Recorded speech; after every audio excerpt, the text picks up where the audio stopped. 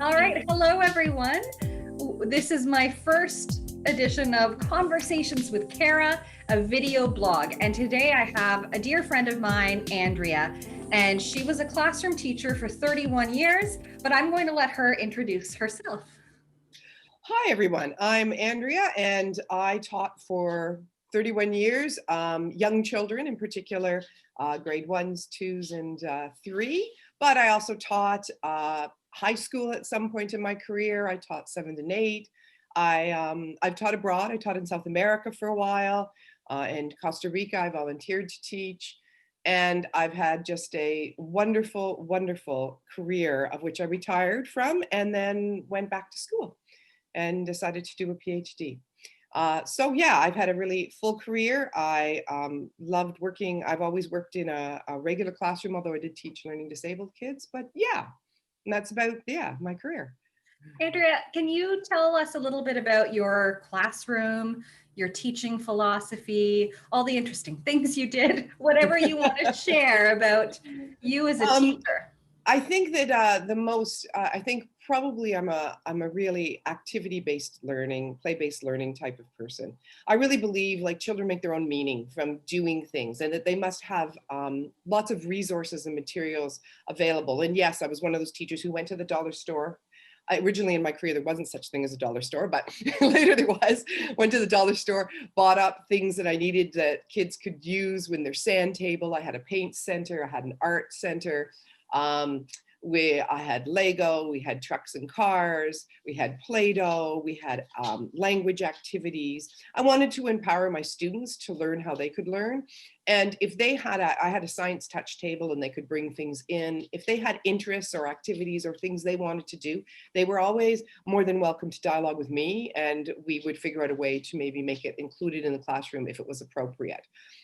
Sometimes kids brought in their second language and they taught me it, and different things. So I really believe in the partnership or collaboration in learning, even with very young children. It's not to say there's not structure and rules and demands upon them. There are. It's not a free-for-all, but also they must have some sort of input into how they learn and what way they learn, I feel. As you were speaking, I got goosebumps. I don't know if you can see them, because I was just thinking about how enriching that environment must be for neurodivergent children. And, you know, many autistic children with ADHD have very interest-based attention, and how much more learning they must be able to do when you invite their interest into the classroom. So I would love to hear your thoughts on working with students over the years who you have thought might be autistic or were diagnosed autistic, or had any characteristics that you would associate with neurodivergence. How did they fare in that kind of environment? I think overall, I was probably known as a teacher who did well with what they called the odd kids, probably because I was one of them. so in many ways. And I think they were able to bring their incredible knowledge. I can remember one particular child who I would call neurotypical, but was not diagnosed, who had an extreme interest in building things and in making structures out of paper, cutting and pasting. So he made the Rogers Center and the CN Tower. And I got him books on like the Eiffel Tower, and he had an extreme amount of knowledge and ability to remember the knowledge about structures in particular and how they were built. But he also had fine motor skills that were far beyond the years of most 5 and 6-year-olds to be able to cut. And as long as I made paper, pencils, tape available, and I'm talking lots of tape. I went to the dollar store, I would buy like 8 rolls of tape and just throw them on the art table. I'd put them in his bag to go home and say, go for it. And cardboard too, would cut things and paste them precisely together and build structures and talk about those structures and involve other children in how do you cut and paste, how do you build things. And so it provided, I think, a real link of that knowledge produced interest in other children, and those other children then engaged in their world about that knowledge, and then they would engage with other children about their knowledge because suddenly they were pulled into the whole group of doing things. So I think it had really positive effects in that way. I also think for kids who wanted to work on their own, the room allowed for, I designed the room in a way such that if they wanted to find a space that was theirs, they were able to. And they were also able to voice, and if they couldn't, I would for them, that I've chosen to be alone. So please stay out of my space and let me build here alone if that's what I want to do, or let me write here alone. So that I made a practice, I think because I had struggled with my own voice, of making sure that if children chose to work alone, they had a right to tell somebody, you can't come into my space right now. I'm really enjoying working alone and would like to remain alone. That's not about you. It's not your problem. I appreciate you want to play with me, but right now, this is what I'm interested in doing. And so I think providing those opportunities allowed them to have space when they needed it and interact when they wanted to.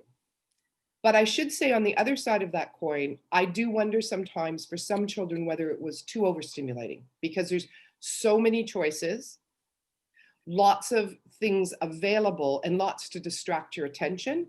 I'm not sure that, I would say for sure, not all children would benefit from that much being available around them. Those were the kids I sometimes had to say, okay, these are your two choices today. What of the two would you like? Because they were unable to focus to see, there were just so many, they didn't know what to do. Yes, that's a really great point, because sometimes too much, like, choice is always a great thing, but too much choice can be very overwhelming. You might not know where to begin. I find that personally myself sometimes. Yes. I can never decide where to go for dinner if, my boyfriend or friends want to, not that we go for dinner anymore in a pandemic. Anymore, Yes, I would never be the one making the choice because I No, can't hear do it. And I remember one of my students, he had to write a summary about what he enjoyed on a class overnight trip.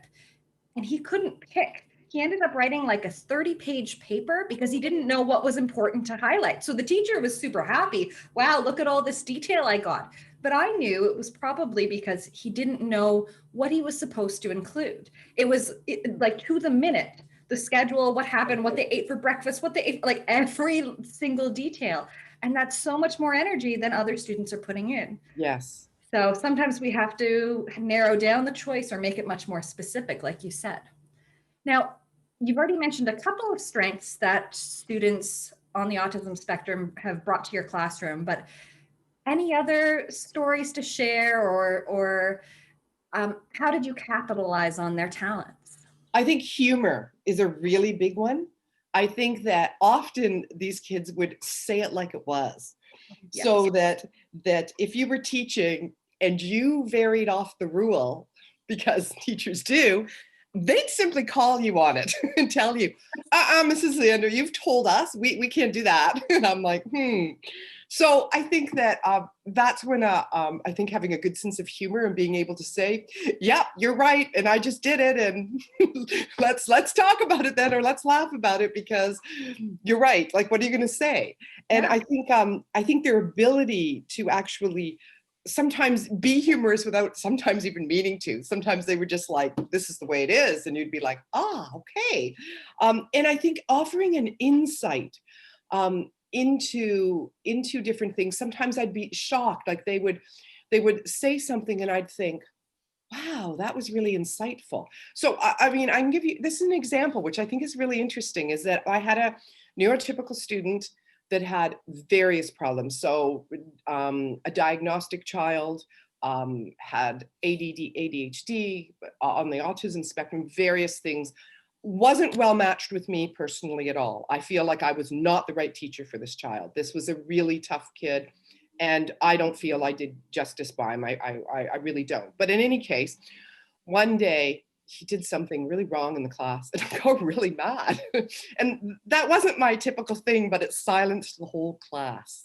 The whole class just was like, wow, she's really upset this time. Mm-hmm. And anyway, so then after I just went, it's okay. I just took a deep breath, walked away, left it. One of my other special kids went up and put his arm around this child and said, you know what? It's okay. Mrs. Leander's just having a bad day today. That was it.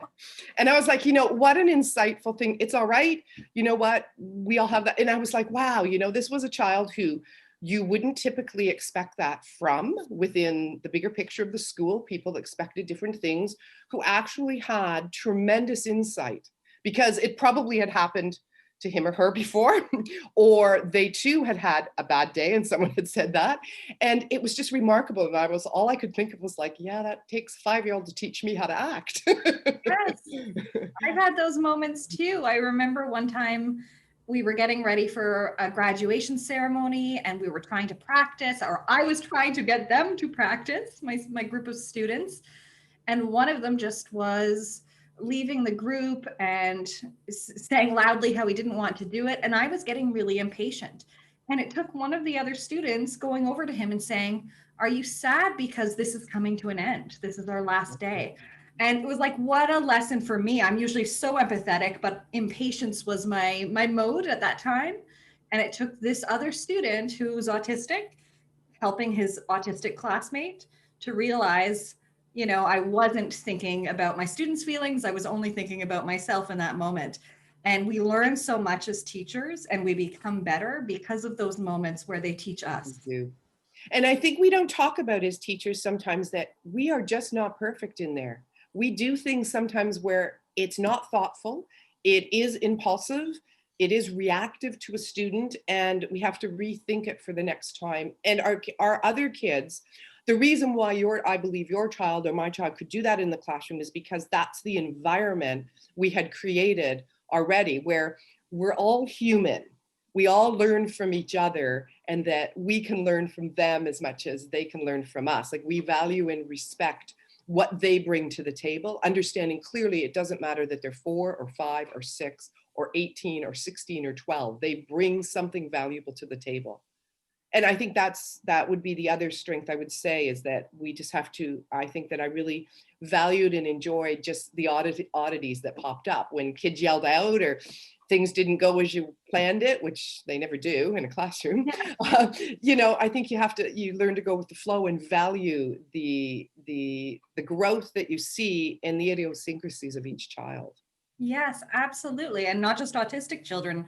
Every child in your class is different. They are all developing in different areas. And it's such a joy to be able to support them wherever they are. Now, bringing it back to autistic students, what are some of the things that you noticed seemed harder for them in the general classroom? I would say one of the hardest things, one of the major things I can remember with one student, or two of them actually, were fire drills. Fire drills were huge, and we had to really prepare, make sure there was somebody beside them, because the noise was sudden. Even if and I get it, I don't like them either. Even if we prepped beforehand, the whole rule about like not putting your hands over your ears, real issue for, in particular, little children, but children who are neurotypical, I think even more so, because that sound is very, very abrasive and annoying, and we all know why it's supposed to be like that, but I do understand why. And I really fault people who yell at the kids because they put their hand over their ear. They can still hear it anyway. Yeah. So I think that's one of the things is sudden changes or changes in routine. So for instance, we're doing something in class and then suddenly announcement comes over, oh, we're all going to have an assembly. And my little neurotypical child is now building something and is like, just completely goes off the wall, because we have now changed the routine and they have been disturbed of what they were focused on and had their heart set on doing. And I feel like that's where, if you have I had a good EA twice in my career, like just amazing, off the charts, gifted EAs, who were able to intervene quietly and just sit with them. And that's where having a flexible classroom comes in, is other kids would say, well, they're not coming with us. No, they're not ready to at this point. And that's acceptable. We're all in different places right now. And so, cannot cope with moving from this place to the gym right now, and you can, so you're going to, and that's really the end of it. I would say that was one of the hardest things, as well as outside of the classroom, well, even is play activities. So sometimes they would think they were playing and there was more like of a parallel play.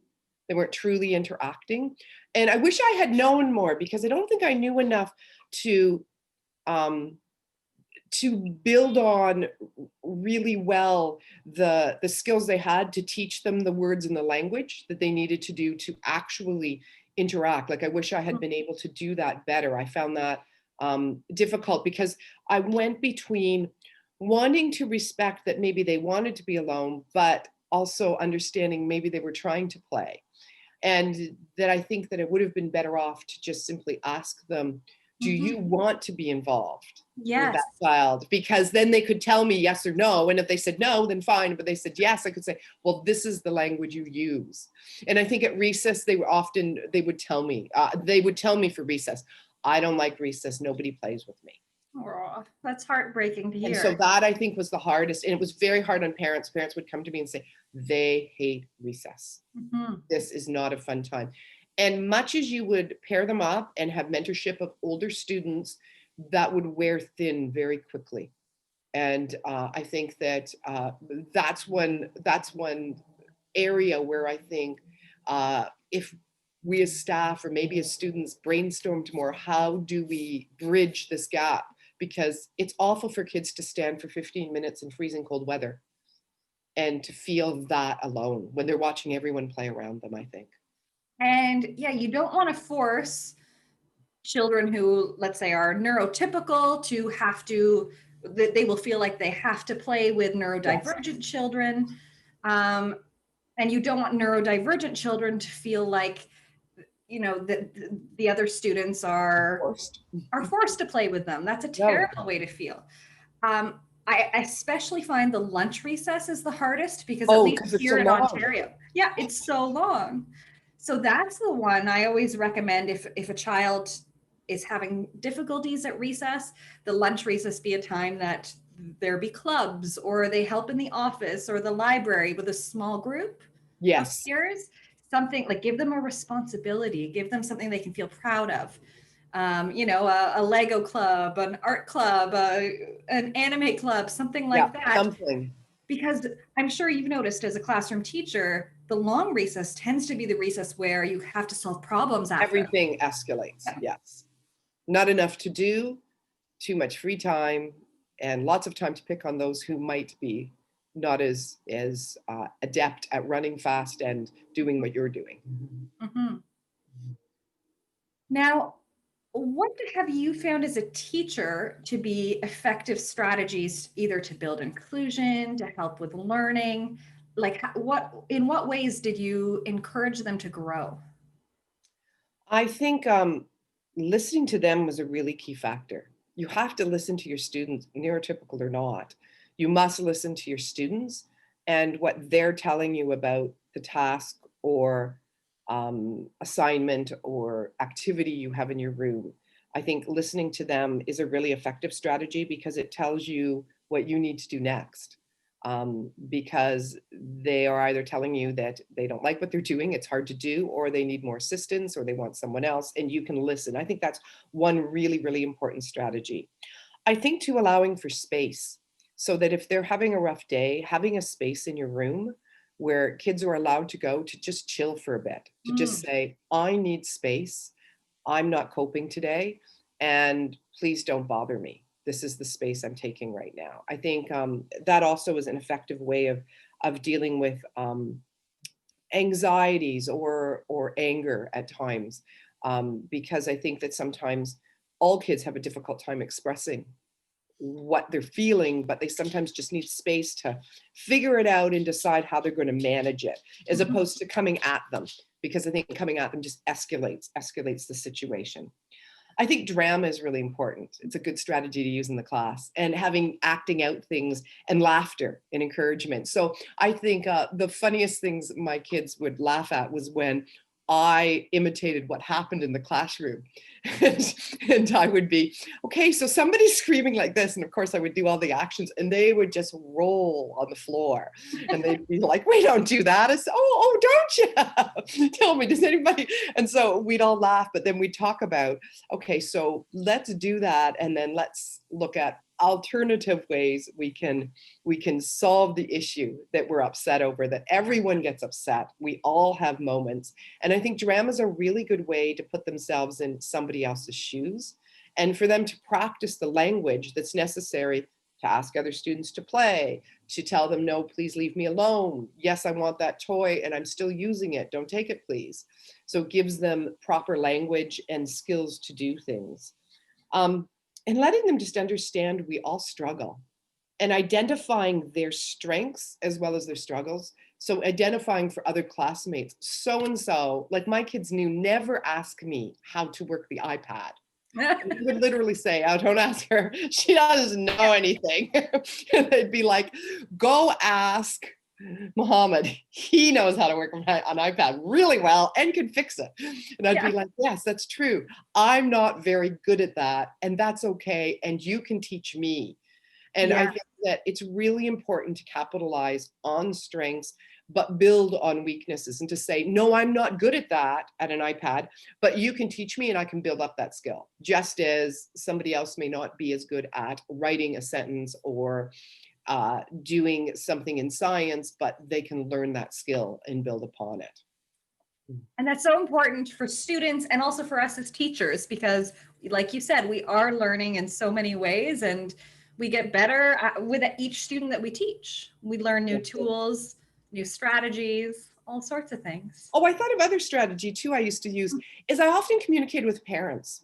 And I had a thing where I had a certificate, and it would be like what you did right today. So I made a habit of consciously teaching myself in teaching to contact parents when their kids did well.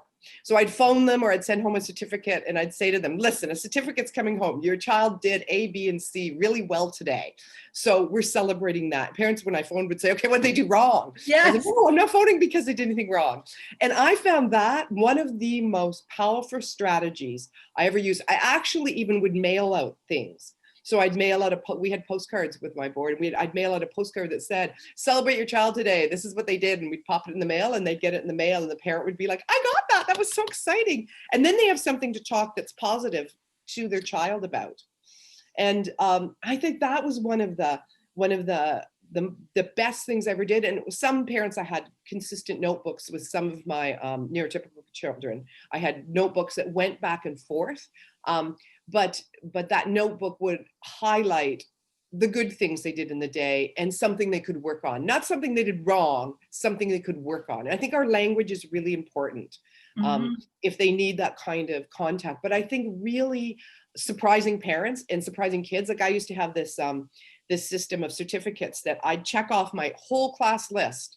And by the end of 2 weeks, everyone would have got a certificate for doing something well. And I'd pick it specifically for that child, so that, you know, once a month at least they would get that. And that I found like really effective, because if you identify what they're doing right, it's so much easier than identifying what they're doing wrong and celebrating that. And to identify something that is like so authentic and specific to them is so meaningful. One of my students a couple of years ago, he won one of those generic awards. I think it was something like diligence. And he went like, "I don't do work in the class." And he was so upset and embarrassed to have to get up in this assembly to win this award. Yes. So you have to really meaningfully connect. And that's something I so appreciate about what you always brought to the classroom.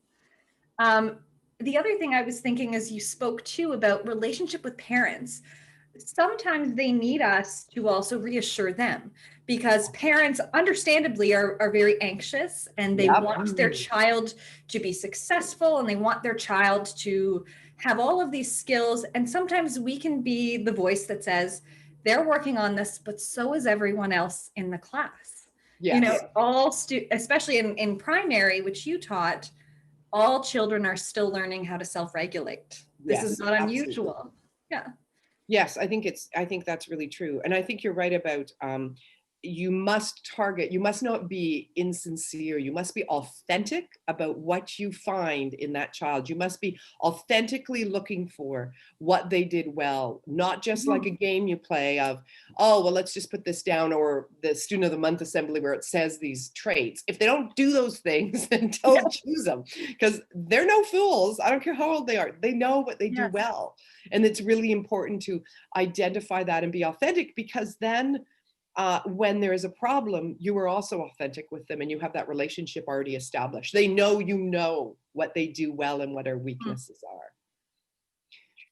And you had asked about inclusion as well, fostering inclusion. How do you think teachers can foster more inclusion?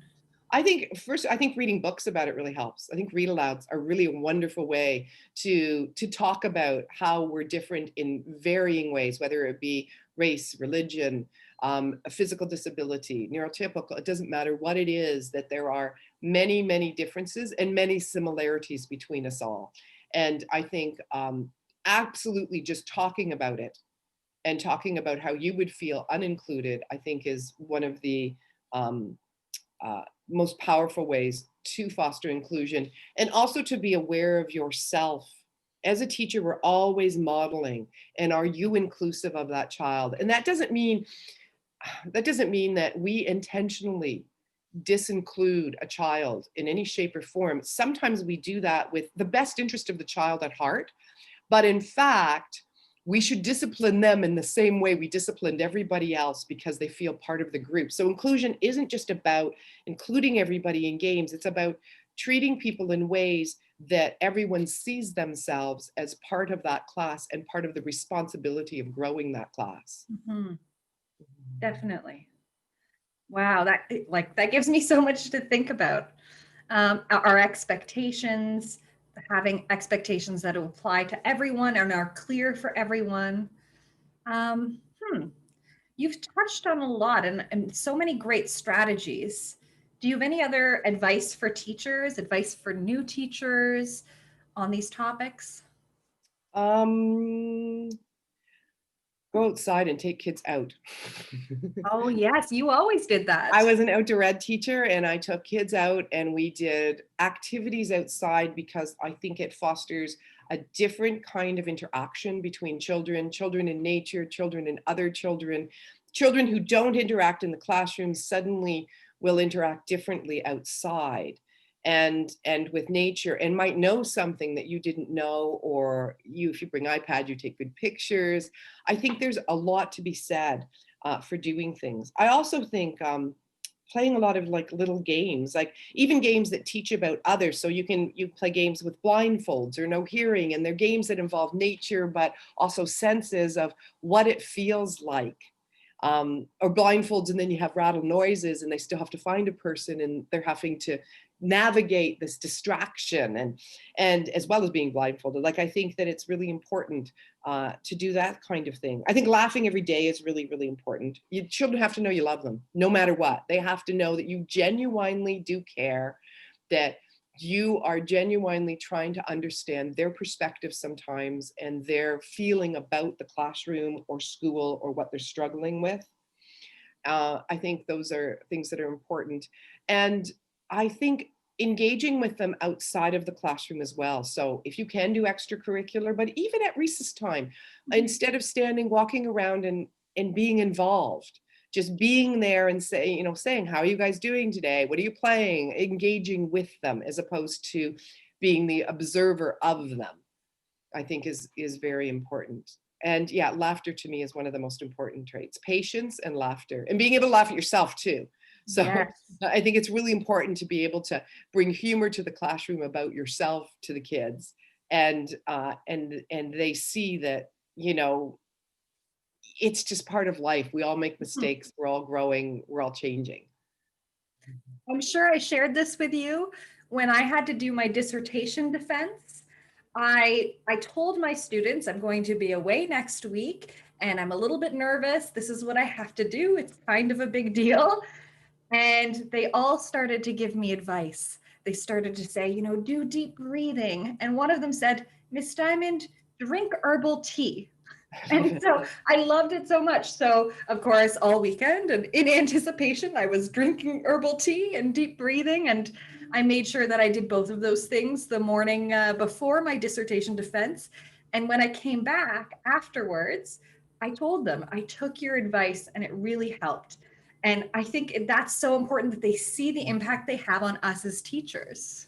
Yes, absolutely. It's important not to dismiss them just because they're children or because they might express themselves in a different way, and to just find, I don't know, I just found that all kids, even special kids, have a very special way of interacting, and it's important to value that and identify people in the bigger world who also may have those traits, but are doing wonderful things in our world. And I think it's Mhm. important to make sure we identify those things. Mhm. Well, that was just absolutely wonderful, Andrea. Is there anything else you want to say? Any last points? No, I want to thank you for having me. This has been a wonderful conversation, and I hope people get something from it and enjoy their classrooms, hopefully as they were in the near future, as Yes, opposed I to hope how we they get are back. now. Mhm. Well, thanks so much. I always love chatting with you about classrooms, and I always walk away feeling more inspired and with things I want to do more of. So, Well, yes, thank you. hopefully. Feelings mutual. Yeah. All right. Thanks so much.